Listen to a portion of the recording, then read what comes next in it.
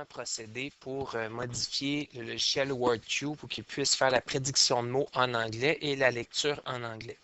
Normalement, lorsqu'on crée notre profil de l'élève, on choisit canadien-français et la langue par défaut, Claire, va alors être la voie de choix, donc ici le cas Louise.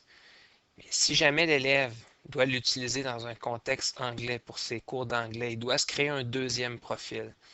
Voici la façon de faire. Donc, vous devez ouvrir tout d'abord WordCube comme à l'habitude, aller dans le dossier Options et sélectionner Nouvel utilisateur. Cette fenêtre va vous apparaître, donc vous allez cliquer sur Suivant.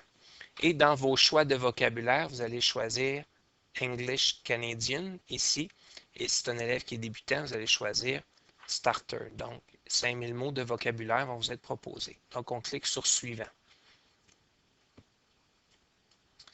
Alors, au moment de la création, voyez-vous, mon profil avant, je l'avais appelé Français. Pour me démêler, dans le fond, je vais nommer le nom de l'élève et je vais marquer Anglais et enregistrer ce nouveau choix.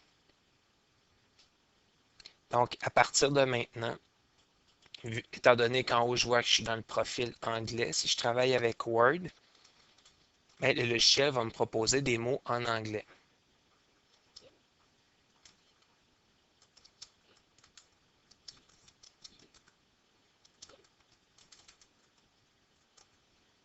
Donc, quand je fais le pont. Donc, le logiciel va lire automatiquement les mots qui sont là. Si je vois que la voix n'est pas la bonne, je peux aller dans rétroaction vocale. C'était Louise qui se trouvait à lire. Donc, je peux aller choisir la voix par défaut Microsoft de Anna en anglais et appuyer sur OK. À ce moment-là, il va s'enregistrer au profil.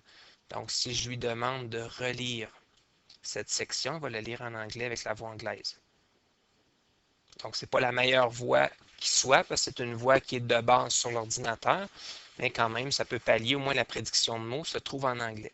Si l'élève veut basculer vers le mode français, donc il va dans Options, il va aller dans Ouvrir un fichier utilisateur, et à ce moment-là, ici, il va aller choisir Français, il va aller cliquer sur Ouvrir. On va lui demander les modifications faites dans Antoine Anglais, voulez-vous les garder? On va marquer oui, j'ai modifié entre autres la voix. Et là, on voit apparaître en haut Antoine Français. Donc, si je me remets à écrire, donc ça se peut que quand on fait le changement, le temps que ça s'applique, je vais cliquer sur la boîte de mots. Donc, là, on voit c'est revenu. Donc, je vais marquer le chat. On voit que la proposition. Et maintenant, c'est la voix de Louise qui va lire le texte. Et les propositions sont maintenant en français. Alors, voilà.